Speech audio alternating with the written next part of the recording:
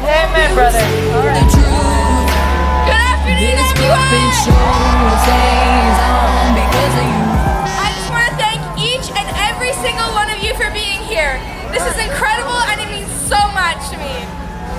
Je viens d'une famille anglophone, mais j'ai développé un amour profond pour la langue française et je suis ici pour représenter tous les Canadiens.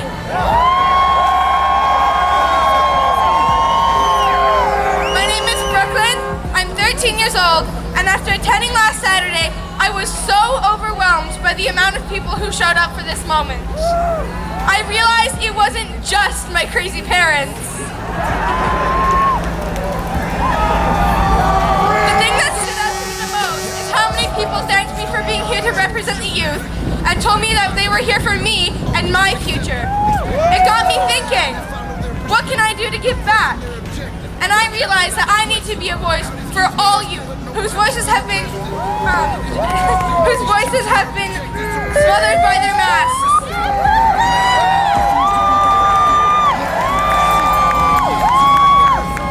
Just a little bit of my history. My parents healed me naturally of a head tumor when I was just 4 years old. The doctors told them it would continue to grow without chemotherapy, but they were wrong. That tumor ate a 4-centimeter hole in my skull, and in 1 year, through health, an organic vegan diet, and energy healing, that tumor and hole was gone.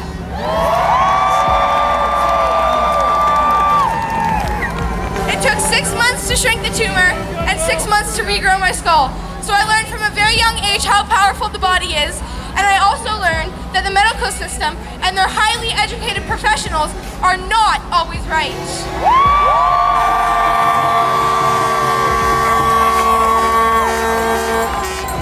If they were wrong then, why should I trust them blindly now? I have never been vaccinated, not once in my life.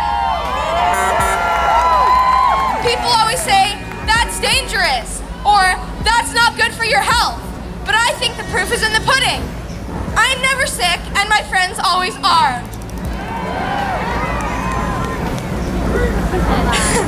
The thing that I always found funny is how many people think that unvaccinated kids are not allowed to attend school when me and my siblings attended school just fine. Do you know why?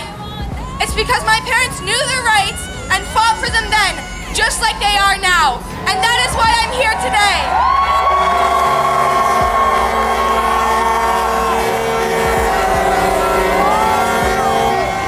Just like the medical system, the education system was not only wrong, but they lie and mislead parents.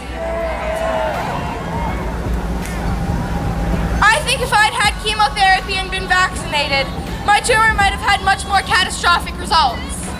I truly believe my life would look a lot different if we listened to them. The very immune system that protects me from viruses like COVID-19 would have been destroyed at 4 years old. Let's move on to COVID. At the beginning, not much changed. Me and my family were actually enjoying the first lockdown. We spent much more quality time together, and we even got chickens and ducks. But then, when reality hit, and we realized what we had to give up just to live a normal life, it did not sit well with us.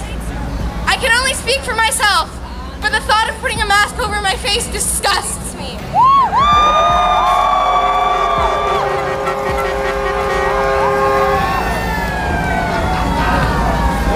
As someone who has struggled my entire life with claustrophobia, I can't even imagine how much anxiety I would have wearing one of those in school all day.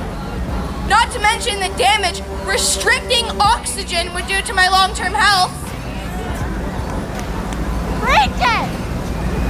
Geez, I thought my mom was bad for controlling my screen time, but the government's trying to control what I do with my face. I'm at a point in my life where social time is really important for me. My friends mean more to me than anything. My friendships are literally my currency in life. But instead of seeing them, I sit alone at home, isolated in my room, with nothing more than a computer screen to fill that need. A computer screen that is actually making me go blind. I am literally losing my eyesight just from the amount of screen time I spend trying to learn and maintain my friendship. It seems as though there is no way to turn where I can just be happy.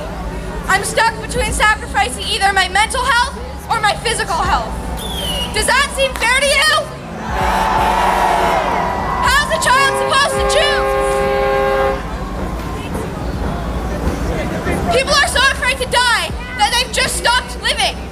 I have a friend who has been isolated at home and living in fear with her family for 2 years. She has not seen anyone in 2 whole years. What do you think that does to a child mentally? Will she ever be the same? Kids my age are more at risk of suicide these days due to lockdown than they ever were of COVID. Adults should be ashamed of themselves. Why does protecting the vulnerable mean that kids like me have to give up their entire lives? I am a top-tier competitive soccer player, and I am not welcome there anymore. I have lost my school, I have lost my social life, and I have lost my sport. How much more do you think I can lose before every ounce of hope I have for a normal future is also lost? And what are we without hope? What is left? How is a child supposed to set goals for the future if they're not sure that their future is even up to them? How are we supposed to dream if it feels like we aren't allowed to? My mom asked me what I would say to Justin Trudeau. And other than all the things I'm not allowed to say publicly, I like to tell him what being a real leader means to me. Being a leader means showing up.